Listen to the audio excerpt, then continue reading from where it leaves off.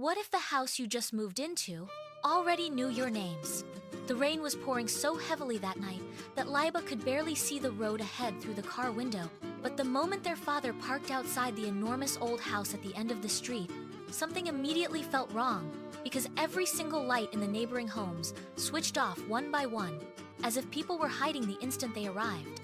Halima nervously latched, whispered that maybe the neighbors were just sleeping, yet even she could not ignore the strange silence surrounding the house, a silence so deep that even the storm sounded far away. And while their parents happily carried boxes inside, Laiba noticed something terrifying scratched onto the dusty front gate in faded letters. "Don't open the lower door." She quickly rubbed her eyes, thinking it was her imagination. But when she looked again, the words were gone. She said nothing because she did not want to scare Halima.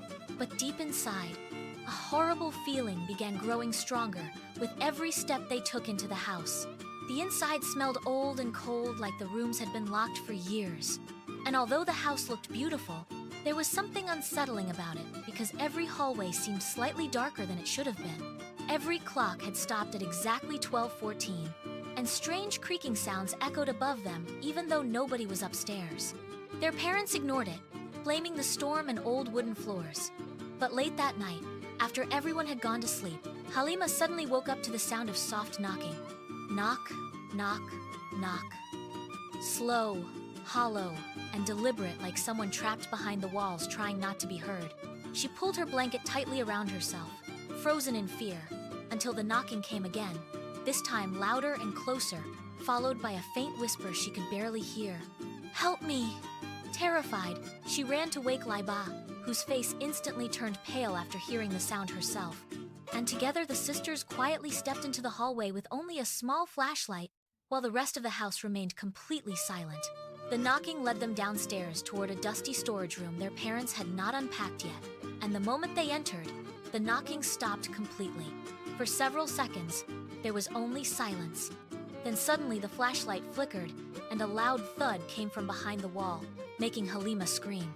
Laiba aimed the shaking flashlight toward the floor and noticed long scratch marks dragging across the wood, as though heavy furniture had been moved hundreds of times. And when they pushed an old bookshelf aside, they uncovered something horrifying. A tiny hidden door blended perfectly into the wallpaper, with rusty chains hanging from its handle. Halima whispered that they should wake their parents immediately. But before Laiba could answer, the knocking returned from the other side of the door. Faster now. Desperate, almost angry. Against their better judgment, curiosity pulled them closer. And with trembling hands, Laiba slowly opened the door, revealing a narrow staircase, disappearing deep underground into total darkness, while freezing air rushed upward, carrying the smell of wet earth and something rotten. Then they saw muddy footprints on the stairs, fresh footprints, meaning somebody had been down there recently. Every instinct told them to run, but the mystery was too terrifying to ignore, so step by step they descended into the darkness, while the flashlight beam shook violently in Laiba's hand. Halfway down the staircase, they heard another sound: footsteps below them. Not one pair, multiple. The girls froze instantly, holding their breath as the footsteps suddenly stopped too, almost as if whoever was down there had realized they were being watched. After several terrifying seconds, the silence returned, and the sisters continued downward until they reached a hidden underground room filled with broken furniture, dusty dolls, old clocks ticking at different times, and hundreds of strange drawings covering the walls.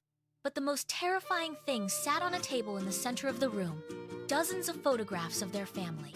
Pictures of them unloading boxes earlier that day. Pictures of Halima inside her bedroom.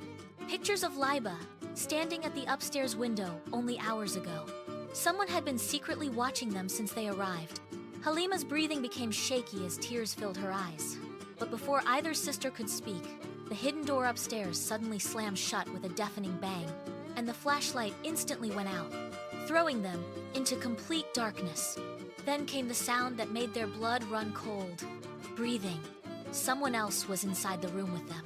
Halima grabbed Laiba's arm so tightly, it hurt, while slow footsteps circled them in the darkness, getting closer and closer, until a weak lantern suddenly lit up the room, revealing a tall shadow standing at the far end of the basement.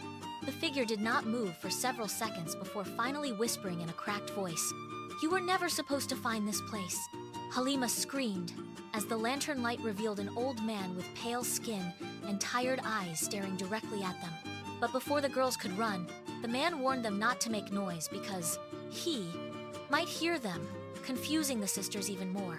The old man introduced himself as Adam and claimed he had lived beneath the house for years, hiding from someone dangerous, then pointed toward the ceiling, where faint footsteps echoed above them, despite the fact that their parents should have been asleep. Suddenly, the old man blew out the lantern and whispered, "He's inside the house again." Complete darkness swallowed them once more, as heavy footsteps slowly moved across the floor above their heads, stopping directly over the basement. Then came the sound of furniture dragging across the floor upstairs, followed by silence, and one soft childlike laugh echoing through the pipes. Halima nearly cried from fear, while Adam hurried them through a narrow tunnel hidden behind old boxes, explaining breathlessly that years ago, the previous owner of the house had secretly built tunnels and hidden rooms to spy on families living there, slowly becoming obsessed with controlling everyone inside the house until he disappeared one night without explanation. Adam had discovered the truth as a child, but nobody believed him. And after years of living alone underground, he became convinced the owner never truly left. As they crawled through the tight dirt tunnel, strange noises echoed behind them, scratching, whispering, footsteps, until Halima looked back and saw a distant figure standing motionless in the darkness behind them. "Run!" she screamed, and all three of them crawled desperately through the collapsing tunnel while dirt rained down around them, finally bursting through a hidden exit behind the garden shed outside the house. The sisters gasped for air as police sirens approached because their terrified parents had discovered them missing, and when officers searched the underground tunnels later that night, they found hundreds of hidden cameras, old journals, and secret passageways. But they never found the mysterious figure Halima saw inside the tunnel. Some believed fear and darkness played tricks on her mind. Yet as the family prepared to leave the house forever the next morning, Laiba looked up at the upstairs window and saw the curtain move slightly, followed by the outline of someone silently watching them from inside the empty house. From that terrifying experience, Laiba and Halima learned an unforgettable lesson. Curiosity can uncover dangerous truths, but fear grows strongest when secrets stay hidden for too long.